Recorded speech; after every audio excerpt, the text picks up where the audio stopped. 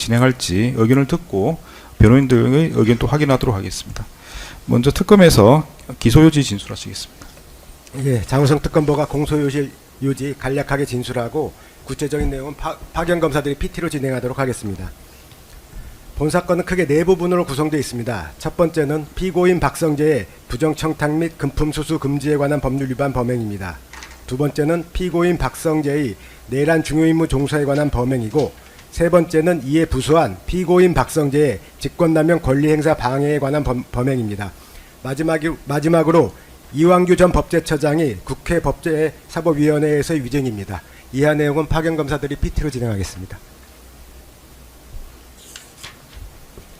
네, 한재욱 검사입니다. 예, 지금부터 서울중앙지방법원 2025 고합 1670호 피고인 박성재, 피고인 이완규 사건에 대하여 특별검사 측 공소 사실에 대한 모두 진술을 시작하겠습니다. 우선 피고인 박성재, 이하 피고인이라고만 호칭하겠습니다. 지위, 양력, 그리고 윤석열 전 대통령과 전 영부인 김건희 부부 사이의 관계에 대해서 말씀드리겠습니다. 이하에서는 시간 관계상 윤석열과 김건희로만 약칭하겠습니다. 자, 피고인은 1985년 11월 제27회 사법시험에 합격하고 검사로 인간하여 근무하던 중 1994년 대구지방검찰청에서 당시 초임검사였던 윤석열과 2년간 함께 근무하며 친분을 쌓았습니다. 그리고 피고인은 2014년 대구고검장을 지낼 당시 이른바 국정원 댓글 사건으로 인해 대구고검으로 자천된 윤석열을 다시 만나 근무하면서 또 한 번 친분을 쌓게 되었습니다. 이후 피고인은 2024년 2월 윤석열 정부의 두 번째 법무부 장관으로 취임하였고 비상계엄 이후인 2025년 6월 퇴임하였습니다. 다음으로 피고인과 윤석열, 김건희 부부와의 관계에 대하여 말씀드리겠습니다.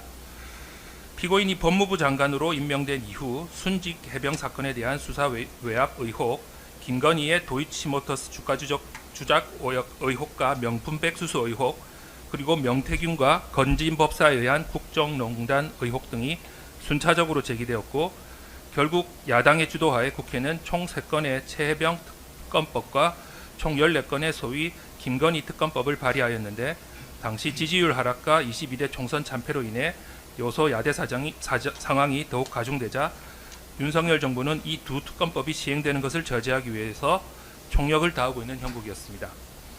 이러한 상황에서 김건희는 피고인에게 텔레그램 등으로 연락하여 각종 수사의 피의자인 자신에 대한 수사를 무마하여 줄 것을 요구하였고 이에 피고인은 김건희와 수시로 연락하며 수사 관련 정보를 공유하고 수사 무마 방안을 강구하기에 이르렀습니다. 또한 피고인은 야당이 앞서 설명드린 두 특검법을 지속적으로 발의하는 상황에 대응하기 위하여 당시 법무부 검찰국장 및 기획조정실장으로 하여금 특검법 입법 사항 등을 보고하도록 하였고 특검법 수정안 설명 자료 등을 당시 여당인 국민의힘에 전달하게끔 하였습니다. 이어 피고인은 당시 공수처에서 수사 진행 중이던 순직 해병 사건의 피의자 이종섭의 변호인을 통해 순직 해병 사건 관련 수사 정보를 공유받았고 윤석열의 정치적 입지를 축소시킬 수 있는 명태균 관련 사건의 수사 진행 상황을 파악하기 위하여 법무부 검찰국 공공형사과장으로 하여금 텔레그램을 통하여 수사 상황을 보고하도록 지시하고 이에 따라 실제로 명태균 사건의 수사 상황을 수시로 보고받기도 하였습니다. 이렇듯 피고인은 윤석열, 김건희 부부와 이해관계를 공유하는 매우 밀접한 정치적 공동체 관계를 형성하고 있었습니다. 이제부터는 피고인 박성재의 부정청탁 및 금품 등 수수의 금지에 관한 법률 위반의 점에 대하여 말씀드리겠습니다. 적용법조는 부정청탁 및 금품 등 수수의 금지에 관한 법률 제5조 제1항 제15호 제6조 제22조 제2항 제1호입니다. 앞서 말씀드린 바와 같은 정치 및 수사 상황과 피고인과 윤석열 부부 사이의 밀접한 관계 속에서 김건희는 2024년 5월 5일 텔레그램 메신저를 통해 피고인에게 김정숙 및 김혜경에 대한 수사 미진의 이유와 혹시 대검 측에서 수사를 막은 행위가 있었는지 등에 대한 적절한 의문 제기도 필요라는 내용 등의 메시지를 전송하였고 김건희 자신이 피의자로 입건된 명품백 수수 의혹 사건과 관련하여서는 당시 검찰총장이었던 이원석이 사건 전담 수사팀을 구성하도록 지시한 경위와 구체적인 수사 진행 상황 등을 파악해달라는 등의 부정한 청탁을 하였습니다. 피고인은 위와 같은 부정한 청탁에 응하여 당시 법무부 검찰국 형사기획과장 임세진에게 김건희 명품백 사건 수사 진행 상황을 보고할 것을 지시하였고, 이러한 지시를 수명한 형사기획과장으로부터 명품백 수수 의혹 사건에 대한 수사 진행 경과를 보고받았습니다. 피고인은 이와 같이 김건희로부터 부정한 청탁을 받고 법무부 검찰국 형사기획과장 임세진으로부터 김건희에 대한 수사 상황을 확인하도록 지시하고 이를 보고받는 등 부정 청탁에 따른 직무를 수행하였다는 혐의로 기소되었습니다. 다음으로 피고인의 내란 중요 임무 종사의 점입니다. 적용법제는 형법 제87조 제2호입니다. 먼저 피고인의 내란 중요 임무 종사 범행의 개요입니다.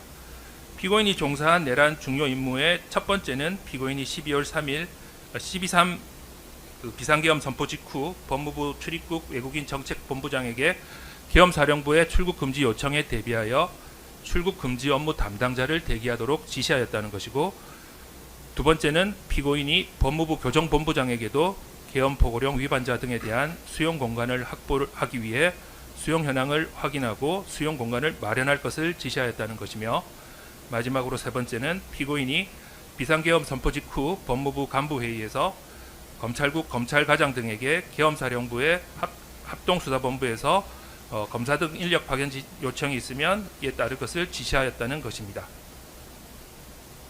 다음으로 각각의 상세한 내란 중요 임무 종사 범죄 사실에 대한 설명에 앞서 윤석열의 12.3 비상계엄으로 인한 내란 범죄 행위에 대해서 우선 먼저 간략히 설명드리도록 하겠습니다.